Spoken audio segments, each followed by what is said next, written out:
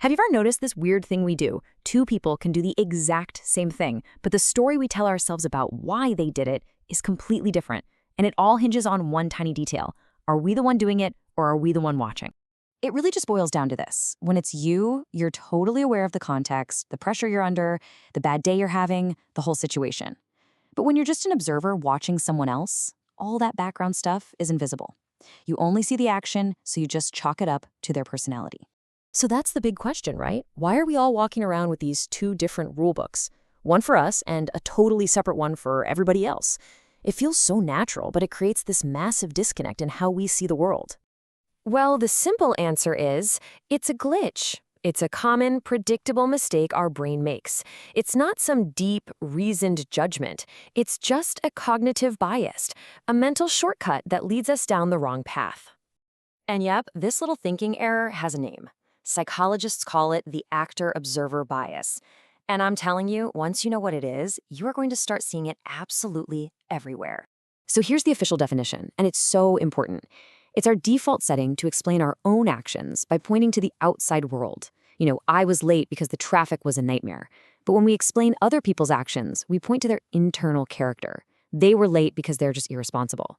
We give ourselves a pass based on context, but we judge them based on their personality. And that's really the heart of it. The action itself can be identical, but the explanation we cook up is completely different. Our perspective literally changes the story. Okay, so let's pull this out of the textbook and into the real world. Because this isn't some abstract theory. It's happening all the time, in your office, with your friends, even at home. Let's talk about work.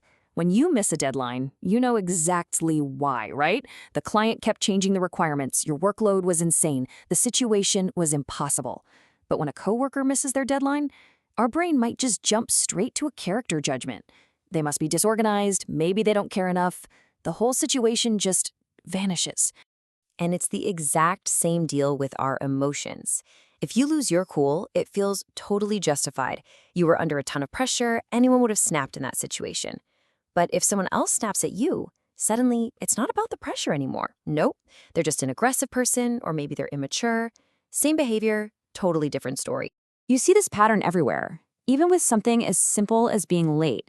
When you're running late, it's because of the traffic, a total situational problem outside your control. But when someone else is late to meet you, it's so easy to think, wow, they're so unreliable, or they don't respect my time. It's a character flaw. Our observation of their action just wipes out any thought about their situation. Okay, so we've nailed down what this is and where we see it. But the real question is, why? Why is our brain wired this way? Well, the reason is actually pretty simple, and it all comes down to what we can and can't see. It's really all about an information gap. When you're the actor, you are swimming in situational data. You feel the stress, you know about the bad news you just got, you're aware of all of the constraints. But when you're the observer, all of that is invisible. You can't see it. All you see is the final behavior, and that becomes the only piece of evidence you have. What we see literally shapes the story we tell.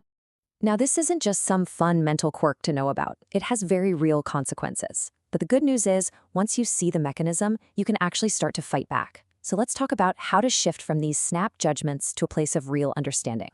First, we have to understand the stakes. This bias isn't harmless.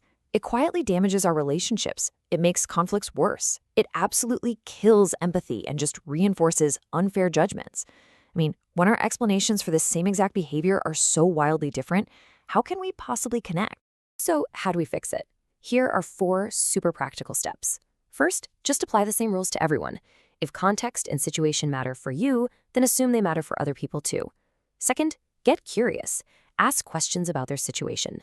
Think, what pressures might they be under right now? Third, just slow down. Delay that initial judgment. Our first impression is usually the most biased one, so give yourself a beat to think. And finally, actively practice putting yourself in their shoes. Really try to imagine their exact situation. And that's really the end goal here. Overcoming this bias isn't about letting everyone off the hook for their actions.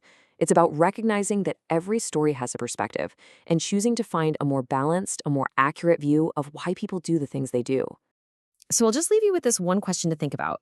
The next time you find yourself making a quick judgment about someone's actions, just pause for a second and ask yourself, whose context are you missing?